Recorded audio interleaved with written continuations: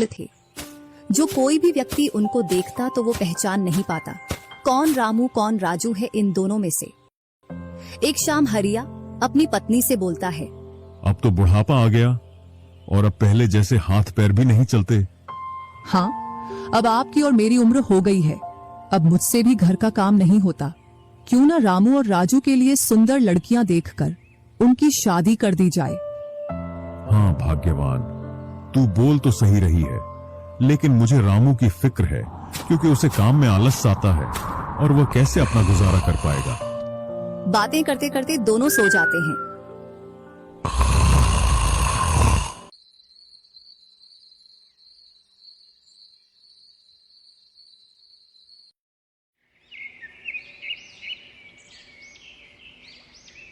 और सुबह उठकर हरिया रामू राजू से बोलता है, तुम दोनों खेतों पर चले जाना और एक खेत को खोद आना जिसमें मैं आकर बीज बो दूंगा। और आज मैं अपने दोस्त से मिलने के लिए पास ही के गांव में जा रहा हूं, 2 दिन में लौट कर आऊंगा। हरिया तैयार होकर दूसरे गांव की ओर निकल जाता है और रामू राजू भी खेतों की ओर चल देते हैं। दोनों खेतों में जाकर काम करने लग जाते हैं। रामू ठहरा कामचोर, वह थोड़ी देर काम करने के बाद एक पेड़ की छांव में जाकर लेट जाता है।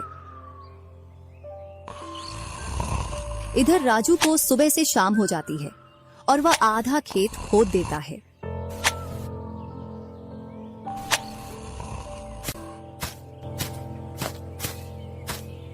और हरिया भी अपने दोस्त के पास पहुंच जाता है। अरे भाई हरिया, कैसे आना हुआ? तुझसे मिलने की इच्छा हुई तो मिलने आ गया। चल अच्छा है, पहले भोजन करते हैं, इसके बाद गप्पे लड़ाएंगे। दोनों साथ में भोजन करते हैं। हाँ भाई हरिया, सुना, सब कुशल मंगल। हाँ भाई, सब कुछ कुशल मंगल है।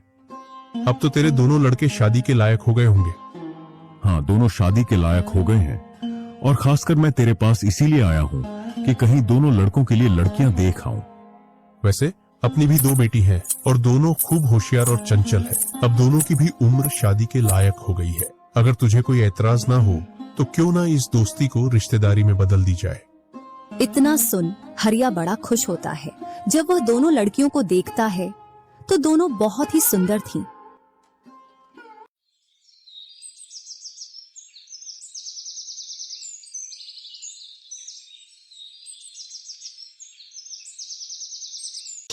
सुबह होते ही हरिया अपने दोस्त से बोलता है, मैं जल्द ही मेरी बहुओं को लेने आऊंगा।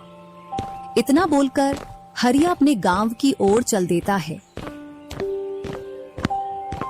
इधर रामू और राजू भी अपने खेतों पर काम करने के लिए आ जाते हैं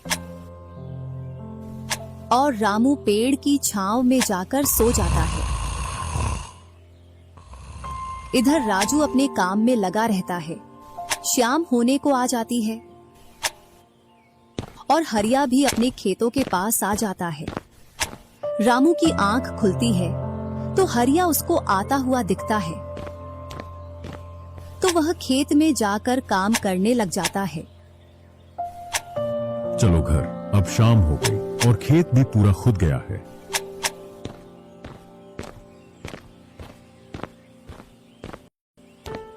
तीनों साथ में घर पहुंच जाते हैं।